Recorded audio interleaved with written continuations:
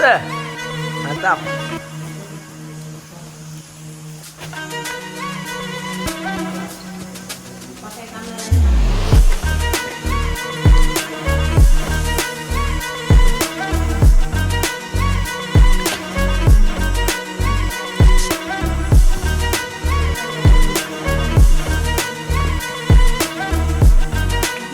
Coba diperhatikan apakah ada jejak-jejak Hanuman.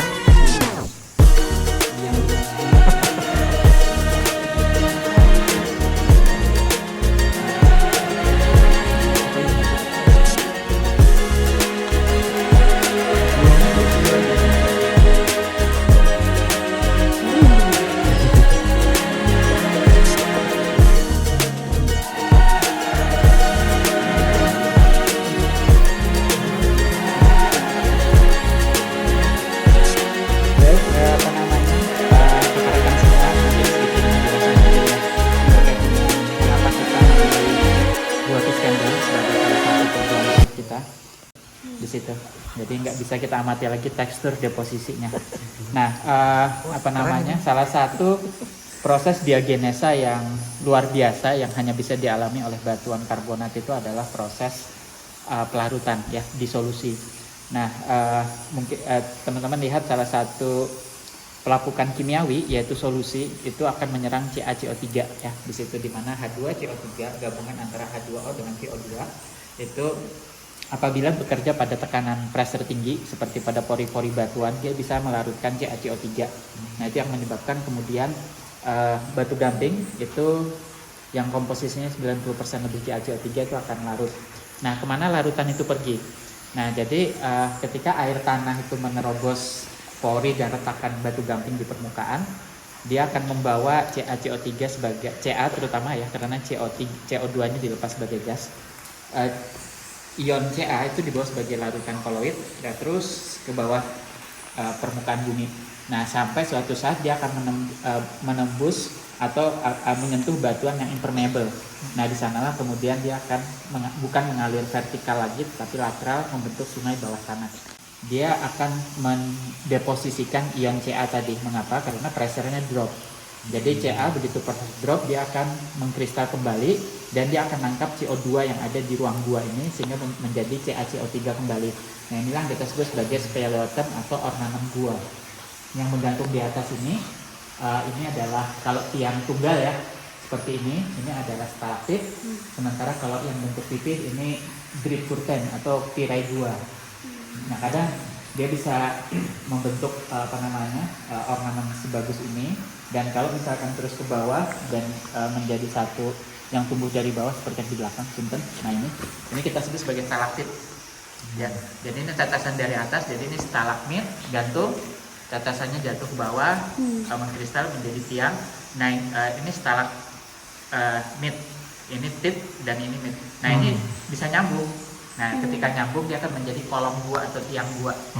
Itu ornamen yang lain. Sudah free Ca dia, udah bersih lagi. Jadi, nah, dia akan turun lagi ke bawah apabila dia bisa nembus lapisan impermeable, masuk lagi ke bawah dari lapisan impermeable. Kalau masih ketemu batuan karbonat yang larutin lagi, berulang lagi prosesnya di situ. Nah, sehingga pertanyaan kita adalah lapisan impermeable-nya apa? Nah, ini penting kalau kita bicara tentang reservoir karbonat, karena lapisan impermeable itu pasti hadir gitu, ya, di dalam siklus sedimentasi batuan karbonat. Nah, sebetulnya mirip seperti kita bicara sequence stratigrafi, impermeable itu pasti bukan CaCO3, karena CaCO3 itu dia sifatnya larut. Impermeable itu artinya nggak bisa larut oleh air tanah, yaitu apa? Silikat. Karena yang bisa melarutkan silikat hidrolisis, bukan air tanah. Nah, berarti ini ada lapisan silisi plastik yang menyisip di antara batu gamping. Nah, kapan silisi plastik bisa menyisip di antara batu gamping?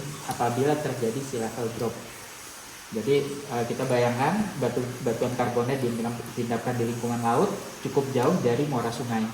Tapi ketika sea level drop, muara sungainya akan progres maju mendekat ke lingkungan batu gamping kita dan melepaskan silisi plastiknya sehingga menjadi lapisan barrier atau impermeable di dalam yang di antara lapisan-lapisan karbonat. Nah, itulah yang menyebabkan kemudian air sungai bawah tanah kita akan sempat terhenti gerak vertikalnya sebelum nanti akan masuk lagi. Jadi beberapa sistem gua biasa kan berjenjang, ada level-level gitu ya, karena ada barrier bed ya di situ yang tersusun oleh lapisan polisi plastik. Bisa terbentuknya apakah hanya di groundwater, di zona air tanah? Jawabannya iya. Jadi untuk bisa membentuk pelarutan itu kita membutuhkan air tanah gitu ya, yang memiliki CO2. Bagaimana dengan air laut? Air laut diagenesisnya tidak akan bisa melarutkan. Air laut karena dia juga membawa Ca, dia akan merubah struktur kristal dari karbonatnya. Jadi biasanya karbonat yang baru terbentuk itu aragonit, ketika terkena air laut lagi, ketika dia mengalami overburden, air laut masih masuk, dia akan berubah menjadi kalsit. Jadi tidak akan membentuk gua, tetapi diagenesanya adalah proses perubahan mineral. Spesifik terjadi apabila lingkungan karbonat kita atau lingkungan rival kita ya itu expose. Nah beruntungnya adalah apa? Beruntungnya Indonesia itu hampir semua reefnya itu tumbuh di sel. Artinya memang lingkungannya udah shallow. Nah padahal Eustasi itu sekali dia naik sekali turun paling nggak 200-an meter di situ ya. Jadi nah ini sebagai informasi teman-teman, gua Kiskendo ini adalah gua tertinggi di Jawa Tengah. Ya, ini elevasinya udah 700 meter. Ya, 700 meter. Beberapa teman arkeologi tertarik karena tapi bukan gua Kiskendo ya. Beberapa gua kecil sekitarnya itu terlihat ada jejak hunian purba. Artinya apa? Artinya kelihatannya mitos Subali Sugriwanya itu kelihatannya memang berasosiasi dengan ketika pendatang manusia modern ke sini, itu dia bersinggungan dengan manusia yang yang lebih dulu ada. Dan ya mungkin seperti teman-teman kalau kenal di Jambi anak dalam. Nah, kita ketemu orang anak dalam kan kaget gitu ya. Ini manusia apa bukan? Sehingga muncullah mitos manusia kerak seperti itu. Nah, jadi kelihatannya ini memang dulu sempat jadi hunian lama ya, tapi masih dari sepengetahuan kami teman-teman arkeologi belum develop. Artinya gua ini memang sudah menjadi tempat migrasi atau perpindahan manusia zaman lampau. Elevasinya artinya apa? Ini di elevasi 700 ketika dia ini adalah formasi Jonggrangan. Kita ketahui formasi Jonggrangan ini tumbuh di atas gunung api tersier. Jadi ketika gunung api tersiernya sudah mati, nah sudah tidak aktif lagi, puncaknya akan tertutup oleh karbonat. Artinya apa? Dulu ini memang posisi laut ada di sini. Shallow marine itu paling nggak permukaannya ya dekat-dekat dengan tempat kita parkir tadi gitu, sedikit lebih tinggi gitu. Nah sehingga yang jadi pertanyaan, selama ini perhitungan volume es, jadi pada saat kita mengalami full deglasiasi, es di kutub mencair, itu hanya bisa menambah 200 meter muka laut. Artinya kalau dari posisi sekarang tuh baru nyampe kopi apa tadi? Kopi mayong gitu ya. Belum nyampe sini. Nah, jadi orang bertanya-tanya, apakah ini terangkat karena tektonik? Sayangnya sampai saat ini gejala struktur besar yang bisa mengangkat ini belum ada. Nah, sehingga seperti Robert Hall itu dia mengusulkan pegunungan Kulon Progo itu menerus sampai ke Muria, itu menjadi satu weak zone yang memisahkan antara Jawa Tengah dan Jawa Timur di situ. Jadi ini satu sesar transfer, sesar geser besar gitu ya. Dan itu kemudian dianggap bisa menjelaskan ini bisa terangkat setinggi ini ya di situ. Jadi memang cukup unik juga keberadaan dari batu gamping Jonggrangan ini. Nah, biasanya di bagian shallow, jadi kalau kita kembali, monggo silakan Pak. Itu perlu tumpuan ya, satu substrat yang foam.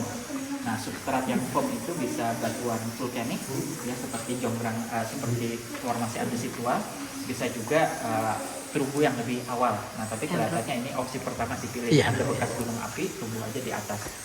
Nah, bagaimana dengan yang bagian lebih dalam? Nah, bagian yang lebih dalam, maka Jonggrangan ini karena dia dekat dengan gelombang, dan padahal tadi kita rumusnya gelombang itu bisa mengerosi kalau dia setengah panjang gelombang ya. Artinya 2 meter, 3 meter pasti udah kena. Nah, jadi puncak terumbu dari Jonggrangan ini pasti akan tererosi. Kemana erosinya akan pergi? Ke flank dari gunung api. Makanya di bagian flank dari gunung api kita akan punya pecahan-pecahan dari formasi Jonggrangan yang membentuk napal Sembelong. Ini seharusnya lokasi 2 kita ya, tapi sudah ada fotonya, nanti next time kita kesana. Nah, jadi ada kesinambungan. Jadi ini adalah shallow marine, deeper marine fasiesnya adalah napal di situ. Nah, napalnya Sentolo itu cukup unik. Dia berasosiasi dengan erosi. Jadi gunung api ini namanya gunung api ya. Kita bayangkan ada satu tinggian, atasnya karbonat. Erosinya pasti nggak cuma karbonatnya. Gunung apinya ini kadang-kadang buntu, makanya di bagian bawah napalnya Sentolo itu kadang bersinggungan dengan direksi gunung api juga, direksi reward dari flank dari si gunung api ini. Nah, kita kemarin belajar bahwa pegunungan Kulon Progo itu ada 3 gunung api purba, paling selatan Ijo, paling tengah Gajah, paling utara Menoreh. Nah, kita sekarang berada di atas Gajah, jadi formasi Jonggrangan itu bertumbuh di atas Gunung Gajah. Jadi Gunung Gajah tererosi, karbonatnya tererosi, jadilah dia Sentolo gitu ya di situ. Nah, sekarang Bantul Sentolonya semakin clean. Ya, artinya tidak ada lagi campuran direksi reward dari formasi andesit tua yang menyusun fondasi dari si reef ini di situ. Nah, jadi kalau harapan kita gitu ya, kita punya formasi Nanggulan. Itu potensial sebagai reservoir. Jadi di dalam petroleum system formasi Nanggulan ekuivalen dengan Nimbang, proven gitu ya kalau di sana. Kalau di sini bagaimana? Sebetulnya kita punya organic shale, kita punya lignite, ya itu di salah satu penyusun dari formasi Nanggulan, anggota Kali Songgo gitu ya. Nah, jadi dia bisa terisi di sana juga di Nanggulan sendiri, atau dia migrate ke sini. Nah, bayangkan kalau dia bisa migrate ke sini gitu ya, dia akan punya cap sistemnya gitu ya, sebagai bagian dari reservoir yang sudah capture dan sudah disolusi gitu ya, sudah terbesar, sudah melebar karena proses pelarutan. Nah, jadi kalau kita lihat fracture sistemnya sebetulnya semuanya ini ngikutin fracture ini. Jadi nah ini paling luas, nah panjang kan? Ini pasti ada fracture tuh, ini juga gitu. Jadi memang air dari permukaan itu ya dia melewati fracture yang ada. Nah, sambil dia memperbesar fracture-nya, larutan ion Ca itu dibawa ke bawah, masuk ke gua, Ca-nya ditempelin lagi. Tapi kalau nggak sempat nempel, keburu ke bawah, ya dia bikin stalagmit dari bawah ke gua. Gitu. Nah, jadi sehingga kalau tadi rekan-rekan bisa lihat pas kita nanjak itu puncak-puncak Jonggrangan itu kan mesti konikel-konikel. Itu persis image-nya Exxon Mobil ketika menggambarkan dan urut konikel-konikelnya banyak. Sebetulnya kita bisa bayangkan bukan konikelnya yang jadi reservoir, tapi yang kayak gini. Karena kalau sudah ada konikel itu ya pasti sudah ada sistem gua di bawah. Mengapa? Karena konikel itu kan artinya pelarutan. Kemana pelarutan itu dibuang? Nah, pasti ke bawah. Itu pasti sudah ada gua di bawah sana terbentuk. Bayangin ada minyak kan. Nah, itu. Kalau nemu gini gitu ya, berani resign ya dari perusahaan. Ngapain sendiri. Di bawah keraton masalahnya. Di bawah keraton. Gak berani. Ya, baik, silakan teman-teman bisa explore, ini kelihatannya bisa jalan-jalan. Kita nanti akan diskusi.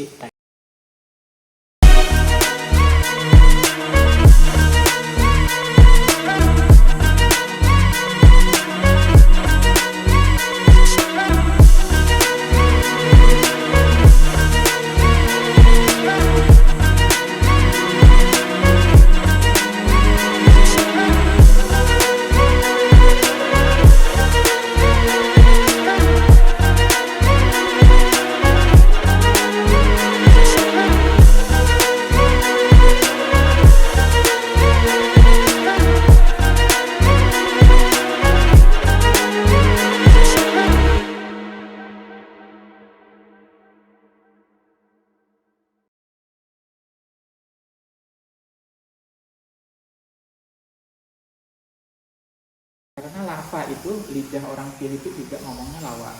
Lidah orang Hawaii, lawa juga. Karena kita satu bahasa kan, sebetulnya kan kita tuh masih suku Austronesia ya. Sebelum kita campur sama Arab, India, Cina itu aslinya kita kan itu ya. Nah, jadi kenapa di lava bisa? Jadi ketika lava itu ketika kayak seperti kita mencet odol mas. Odol dipencet, keluar kan dia. Nah, jadi pada saat lava itu juga keluar dari gunung api, dia kan akan kontak dengan udara. Di bawah dia kontak dengan batuan yang lama. Batuan lama udah dingin, udara dingin, akibatnya mengeras nih. Bagian tepi sama bawahnya mengeras, tapi bagian tengah masih jalan terus. Nah, jadi ketika bagian luar udah mendingin, udah mengeras, udah jadi batu, bagian tengahnya lewat aja dia, bikin terowongan dia. Gitu. Kalau ada waktu bermain-main ke Purbalingga, kunjungi dua lava karena itu secara historis juga menarik. Ya, jadi itu salah satu sentra dari penyebaran agama Islam, karena konon katanya Wali Songo rapat di dalam dua itu.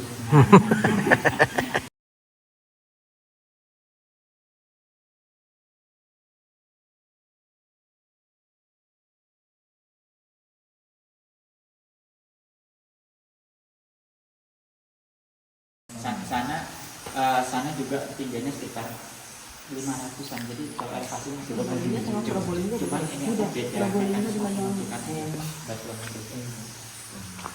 Di sana vulkanis juga ya. Jadi kalau ke selatan itu hampir semua kan masuk Serayu, ya, Kepungan Serayu, yang Lumbing Ngebor itu kan semuanya vulkanik klasik semua. Tapi ke utara, baru kita ke arah Brebes, ke arah Tegal, masuk ke zona paparan Jawa Utara, nanti baru berkembang dengan yang ekonominya sangat atas.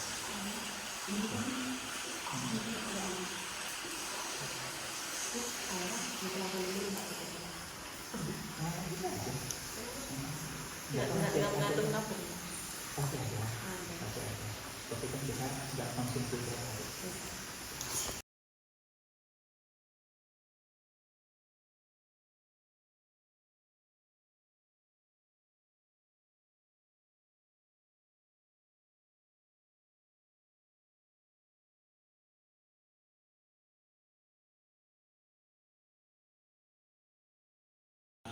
Mudah-mudahan mobil bisa kalau nggak kita naik nih.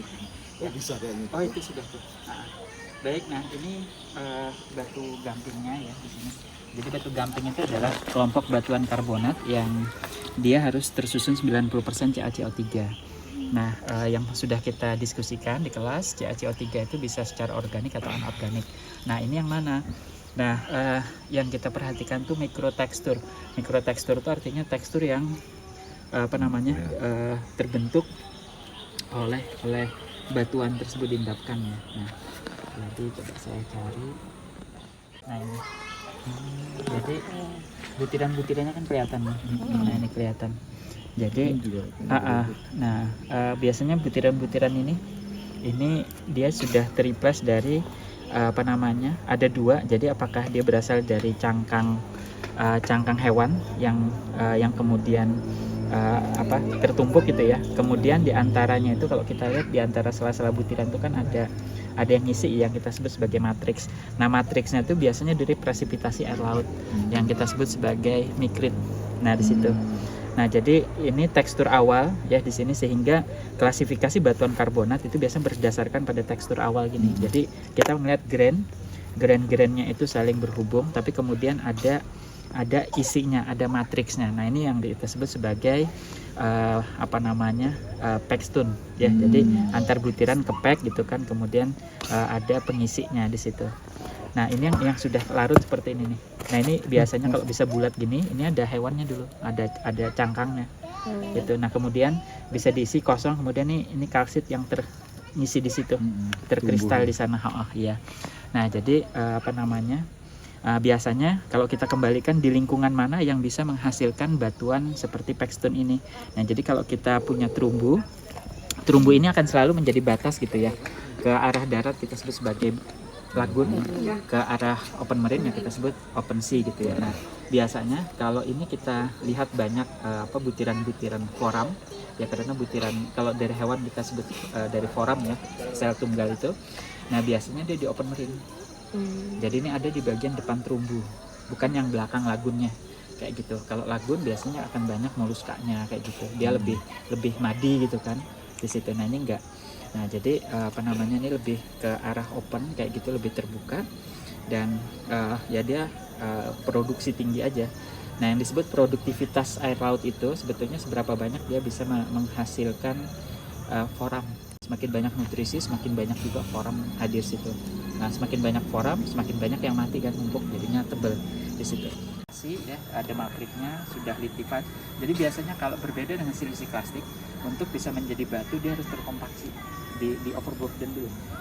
Batuan karbonat nggak usah di overburden, di permukaan aja. Begitu dia sudah ada diagenesa, maka antar butiran ini akan tersemen. Dia udah jadi litified. Nah di situ. Jadi begitu udah litified, kalau misalkan ada tektonik segala macam, nah itu dia akan fracturing. Nah fracture tektonik itu dia akan lurus-lurus seperti ini. Nah ini utara selatan nih, searah dengan kelurusan dari pegunungan Kulon Progo ini sendiri. Itu. Nah disinilah kemudian di celah itulah yang